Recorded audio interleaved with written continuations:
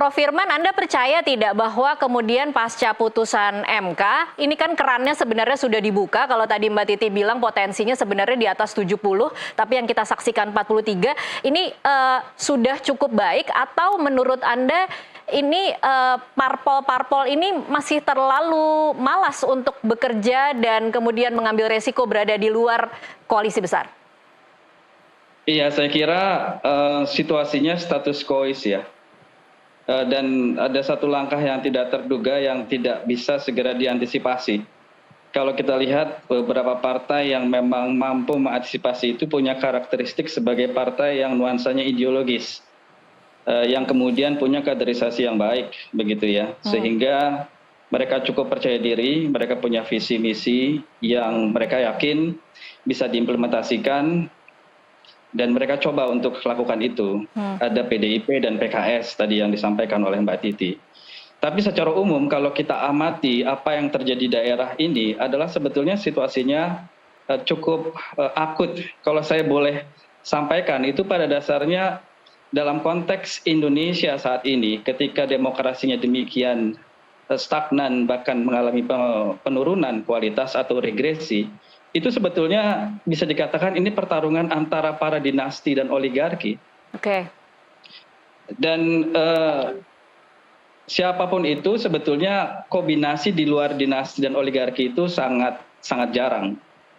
Dan di daerah-daerah tertentu memang dinasti dan oligarkinya sedemikian kuat, sedemikian powerful, sehingga cukup membuat kelompok-kelompok di luar itu berpikir berkali-kali sebelum mau men-challenge, gitu. Jadi memang ada satu aras lingkungan politik yang dalam konteks sumber-sumber kekuasaan ya, secara teori itu sangat imbalance, sangat tidak imbang.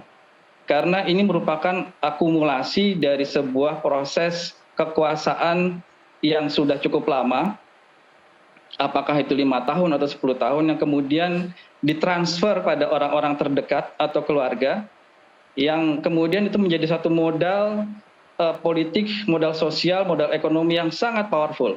Baik. Apalagi kemudian terjadi sentralisasi kekuasaan, ditambah dukungan para oligarki yang selama ini saling bekerja sama, saling kong kali kong begitu. Dan ini merupakan kombinasi yang sangat susah untuk dilawan begitu ya. Oke, Prof. Firman. Kalau ada yang melawan, itu sebetulnya adalah bagian dari dinasti atau oligarki yang lain. Iya, Prof. Firman, kalau mendengar penjelasan Anda, artinya kalau memotret fenomena kota kosong hari ini yang jumlahnya 43, tidak bisa juga kita serta-merta menyalahkan bahwa ini salah parpol yang tidak melakukan kaderisasi dan rekrutmen begitu ya?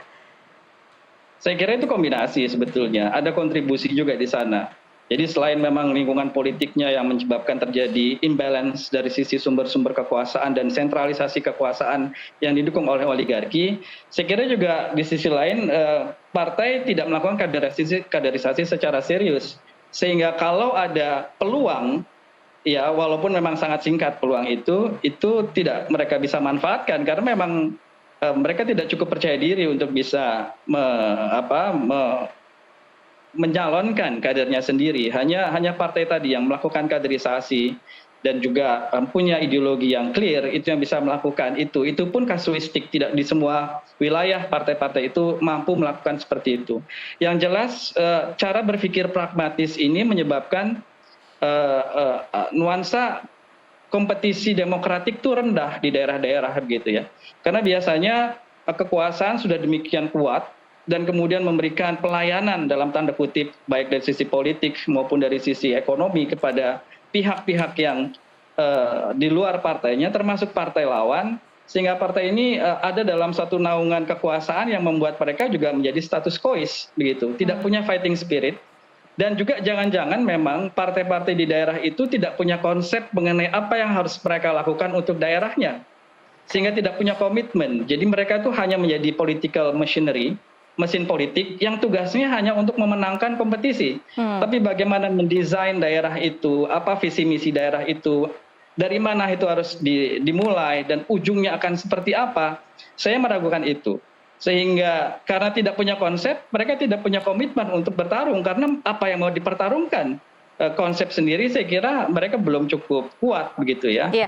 Prof. Plus Firman, pemilu yang semakin mahal. Iya. Dan pemilu yang semakin mahal ini akan membuat adanya kekuatan yang memang diminta untuk membantu dan menggerumut dalam satu atau dua atau tiga, ya saya katakan tadi, ini sebenarnya pertarungan antara oligarki dan dinasti versus oligarki dan dinasti yang lain. Hanya saja memang ada daerah-daerah yang oligarki dan dinastinya sangat kuat sehingga susah dilawan. Boleh dong, Apalagi kalau kemudian, Prof. Firman, disebut yang dinasti dan oligarki itu daerah-daerah mana misalnya? ya saya kira yang calon tunggal itu merupakan refleksi.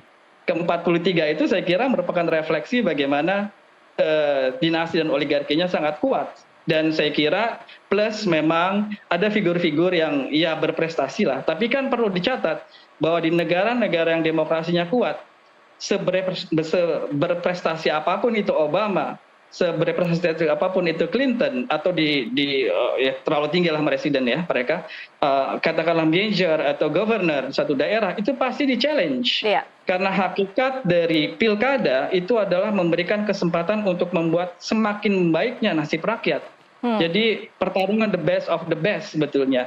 Nah, nuansa kompetisi ini yang tidak ada karena sudah terpatahkan oleh pragmatisme, sehingga peluang demokratik untuk memberikan tawaran yang terbaik karena tidak ada pemerintahan yang sempurna itu tidak digunakan oleh partai-partai. Iya. Ketimbang mereka capek-capek untuk melakukan itu, mereka cari shortcut saja untuk berkuasa, ya tinggal bergabung dengan yang sudah berkuasa dan punya potensi untuk berkuasa lagi. Iya. Begitu. Baik.